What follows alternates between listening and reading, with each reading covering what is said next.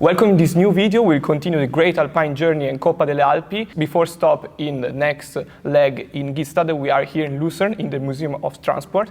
And I will ask you to present yourself. Yes, madam. My name is Daniel and I'm the head of the collection and exhibition. I'm a very big enthusiast of old cars. I would like to ask you the first question. Why did you decide to participate in Coppa delle Alpi as a guest? The Miglia is a very big brand and there's a very big history behind. And I think for us it's a very special chance to be here for you and present you our museum for all your people, for all your cars and for all your stuff. Can you tell us something about the museum that we've seen, a huge ship at the entrance, also a huge plane and also a smart home, for example. Tell us something more about it. Yes, it's a little bit a view about the technology. It's not only the transport, it's the communication. It's a very big thing is the digitalization, Don't worry. and the energy. The view to the future is a very important part for us. And how much is important for Lucerne, the museum, is attracting new visitors? Yes, we change around 12 times every year the exhibition. And so it's not only interesting for the people here in Lucerne, it's a national museum. And we have very many visitors from the French part or the Italian part of Switzerland here by us. And especially tourists, they are coming and welcome by us. How do you see the theme of sustainability according to also the transport here in Lucerne? Yes, the future is very open, I think, and is for us a little bit a view in a window. We don't know exactly parameters, but I think the future will be the mobility, and especially old cars will have the place in our life. How do you think old cars can have a place in a society that is going forward into the technology that we have nowadays? I think this is a monument. An old car is not only a car in the sense of a normal car we use here every day. Is history, is the past. And I think with the new possibilities, Synfuels, we have a good future to drive the cars with a good base for the future and for the environment. What are the goals for 2030 in the tourism sector here in Lucerne and also in the transport sector? Yes, in the transport sector. Also, we are not so important for the tourism here in Lucerne. More important are the watches and the chocolate. And the mountains here. Sure. And we always do the program when it's rainy, so the people like to come in our museum.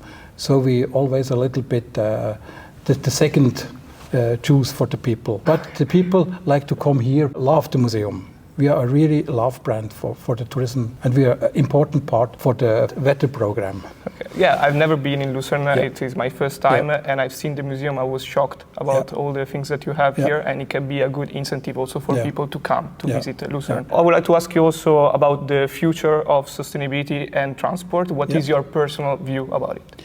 We make a very good exhibition about this. We think to 2050. In Switzerland we have very big restrictions about the next generation to respect all the environment, and so I think with the little brain we have here in all the people, we can make a good life in the future too, and the mobility always is a big part of our life. Can you tell us something about your background, academic and professional? I come from the informatics, and this was my choice to make something complete other than in my first profession.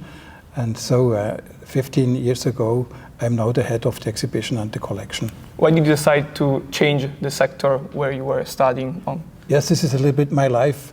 The new things, they are very interesting for me. And so I like to make a very big change in my life and to complete 180 degrees another job. And so I have the chance here to do this. How do you become passionate about cars, transports, planes, trains, spacecrafts in general? As a young boy, every time I look at the James Bond, DB5, and it was so fascinated for me all the times, and all the things he can do, and the functions and the story. This was a big wish from me to drive an Aston Martin, and so now I have 3. And as you see, my background is not so bad to speak about old cars. Which Aston Martin do you have? DB4 Zagato, DB7 Zagato, and the Vanquish S. Okay. What would be a message that you want to give to people that are watching us that maybe have never been in Lucerne and never been also in the Alps? How can you motivate them to come in these places? Yes, I think the only thing you can do, you must come here on this place, and we have very good attractions here. not only for watches and not only for chocolate. We have many other things to present you. Okay, and last question I would like to ask you also if you have a personal memory related to the Alps. Yes, many in Switzerland is important part, the Alps. And the best you can do is to drive in the evening or night to go to the Alps when you are free, when you have not other people on the roads. So you can drive as you like. Sometimes every year I do this and it's very fascinated to drive in the Alps without traffic and you are alone with your car. Thank you so much for this interview, and we will continue with the next guest. Thank you. We continue the great alpine journey here in Gstaad for the fourth leg, and we have 4 representatives of the territory. We start with Ariane Ludwig, if you can present yourself. Yes, my name is Ariane Ludwig. I'm head of marketing and sales of the Gstaad Saanenland Tourism Board. I'm originally not from here, but I fell in love with this beautiful region. Where are you from? I'm from the Valais area, actually, from Italy, about 10 minutes from Domodossola with the train. Now I'm here. I really love it here. I came here in this region since 3 years. I'm here, actually. And yeah, beautiful region in winter and summer. And welcome to Gstaad. It's actually Gstaad. Yeah, how do you pronounce it? Gstaad. Gstaad. But a lot of people, they do have the challenge of, Gstaad, or it's a little bit difficult, but if you say it from your heart, so it's perfect. It's fine, okay. Yeah. It's a little bit of a joke, okay. Yeah. So the first question I would like to ask you is how can Coppa delle Alpi have an influence to the tourism here in Gstaad? Coppa delle Alpi is very famous and it brings a lot of people here as well, and with the television and everything you do on marketing as well, it puts Gstaad and the holiday region Gstaad in a perfect light. I have read that you actually go through the different countries and for different destinations, so you will bring people to the different destination, and as well the people who are driving actually, but the whole organization and everything which comes around, and that's perfect for Gstaad, and we are very happy that you're here, although the weather today is not perfect, but it's a beautiful area, so you will need to return in winter, in summer, to have a little bit of a different experience of the destination as well. Sure, we will do it. Wonderful. What is your role here in Gstaad? Yeah, as I said, I'm responsible for the marketing and the sales. So I'm responsible that we have enough tourists, that everybody's happy, and that everybody has a wonderful time here during their holidays. If you have some experiences that you would like to suggest to our viewers that wants to come in Gstaad? Yeah, there's a lot to do. What I love is, it's difficult now to show, but we have this huge fondue pots, XXL fondue pots, made of wood, and you actually get in the diaries, you rent one of the fondue backpacks. You have all ingredients already inside. You can do your own fondue. You hike in summer or in winter. You go in those huge fondue pots. You sit inside. You have this beautiful, spectacular views on waterfalls, on like the beautiful mountain we have here, and you do your own fondue. And it's wonderful. So I have a question also about your personal background. So if you can share it with us, and if you can say also the motivation that brings you to work in the tourism sector. Yeah, I did the Swiss School of Tourism in the Valais area, and then I went 1 year to the States, where I was working in the hospitality industry in a hotel with 3,000 bedrooms. And then I fell in love with the hospitality sector, and I did the hotel École Hôtelière de Lausanne, and then I went all over the place. I have never worked in Italy. But I was Would you like to? Yes, unfortunately I'm not very well in speaking Italian, so I would first need probably to learn to speak Italian, but I can say gelati and grazie and buongiorno, so that's good. I've been all over the place, all over the world. I fell in love with the tourism, but I think the tourism, the hospitality sector is a lot of being passionate about things and passionate welcoming people as well, and welcoming people here, for example, to the Gstaad area, to the holiday region, to this beautiful place we have here. Julie Andrews, for example, I don't know if you know her, that's an actress, and she from Sound of Music or from Mary Poppins. She lives here as well. She said that Gstaad is the last paradise in a crazy world, and it is really like this. What a good quote. Yeah. And the last question I would like to ask you is how the hospitality changed during the years and what it's doing for the sustainability. The hospitality came here, or the hotels came here when actually the Golden Pass line, so we are actually on a train line which is called Golden Pass, and that's one of the famous train lines we have here in Switzerland, which is sustainable as well. And so everything began 1905 with this train, and then the big hotels came here. We have, for example, the famous Gstaad Palace, which is a castle up here in the mountain. They opened 1913.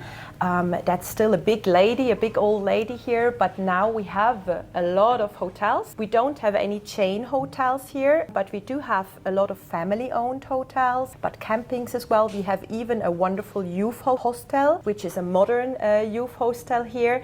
And then we have about 45 hotels here in the whole area. We have 10 chalet villages, authentic villages, which are actually the holiday region Gstaad. Yeah, it developed a lot, but it is still like this, that you have the passion, and a lot of family owners, they're actually here. They do it by heart. Maybe the husband is doing the reception and the wife is in the kitchen and the daughter is serving. So that's a lot. And in Switzerland, you are actually in the hospitality. Tourism sector is very important, and as it is here, besides the agriculture, which is very important to us as well, which preserved our tradition, which is as well sustainability. Indeed, we have a lot of sustainable actions. We have a lot of sustainable activities we do. For example, preserving the tradition with 11,000 cows with 11,000 people. So every person has a cow. I would say it's a little joke, but it's not the case. Yes, okay. Yeah, and so that's surely a lot. And every hotel or every restaurant, they have their activities, how they sustain what their they business. do for exactly how sustainable they are. We have as well a guest card, which is called the Gstaad card, and with this Gstaad card you can actually, when you stay in one of the hotels, you get this Gstaad card,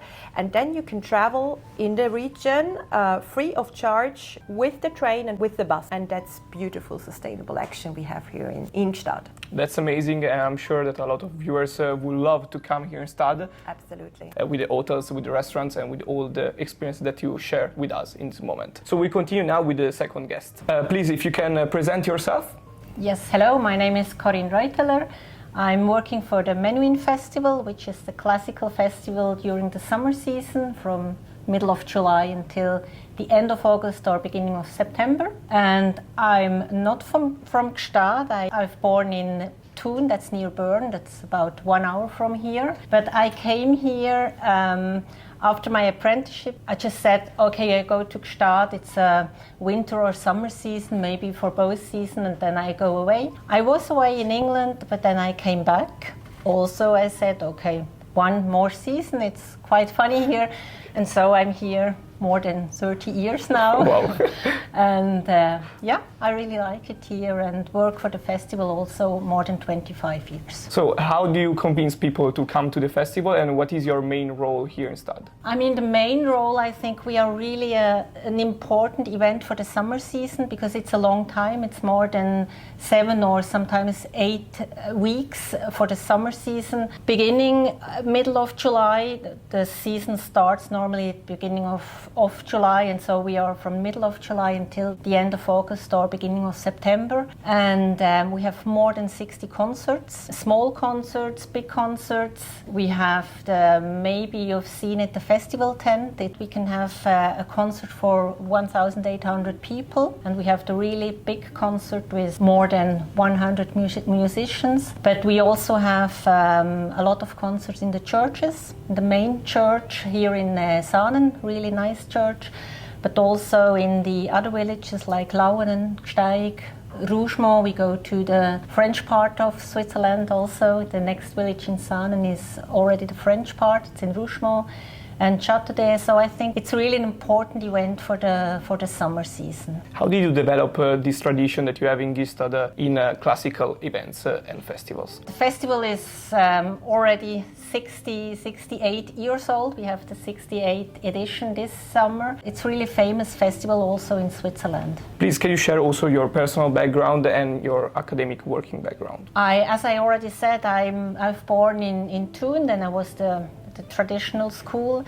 I worked then in the hotels. I come from the hotel situation. I worked at the reception, front office, the back office, organizing events. Then I went to England, also in the hotels, and I went to as a flight attendant at the Swissair. It was called then Swissair Airline.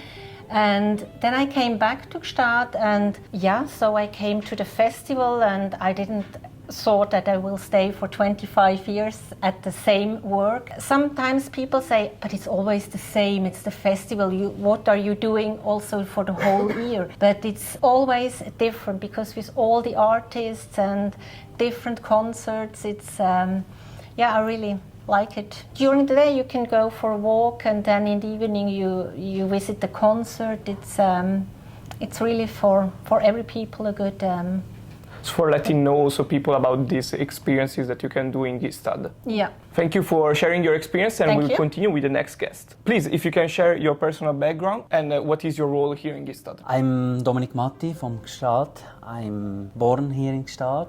I have a milk farm. I know since a little boy that I like the farming, and I work now on the milk farm since the 4th generation. How did the agricultural world and also the farming sector change during the years, and how are you becoming more sustainable? Well, the farms, they grow a bit, but not like in the flatland. We are in the mountains, so we still have not like big factories. We have also still family farms. We also like to have the tourists, to work with them, to show what we have with the land, what we make, what we, in the summer special with the cheese making and everything, and also the cows. So we are happy to have them. What are the typical products that you have here in Gstaad? We make the Saaner Hobbelkäse. It's a hard cheese. It's a bit similar like the Parmesan. When you eat, it's 2 or 3 years old, so that's the typical one. And then some farmers, they also make like raclette cheese or some other cheese, but the most is the hard cheese. Yeah. Why did you decide to work here in Gstaad? Because it's very nice to work outside. It's very nice to work with cows, with animals. It's very nice to produce products, to make the product, and that's what I like.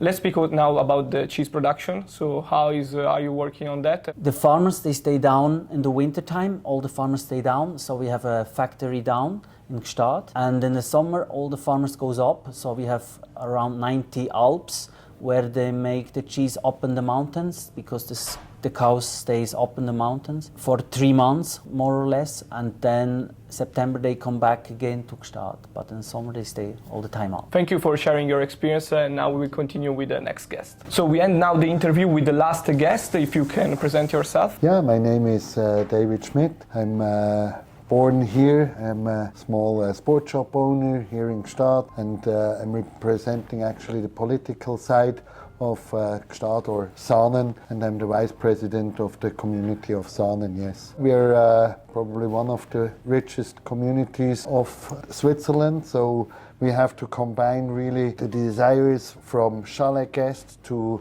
local workers to the economy. That's not always easy, but gives us lots of chances and possibilities to do great things, yes. And please, can you share also your personal background? Yeah, as I already said, I'm a small sport shop owner. In the winter, I'm selling snowboards. In the summer, I'm doing bikes. I'm happy to work with the tourism as with the local people. It's fantastic, the mix we have up here, and you see it in the daily life we have. It's the whole combining of the two worlds.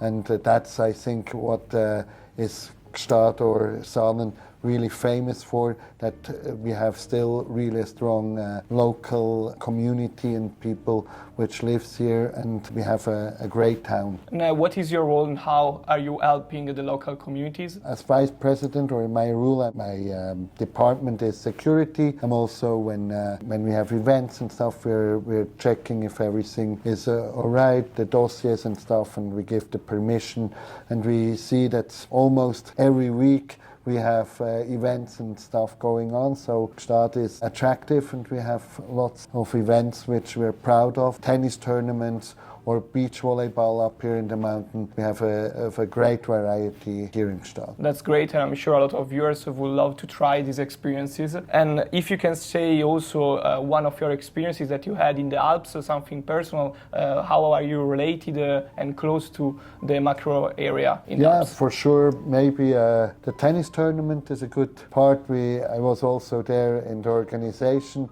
and there it's always, as we are organizing a tennis tournament up on 1,000 meters, sometimes also we have rain or floats or storms, so it's not always easy when you have those tennis stars playing up here.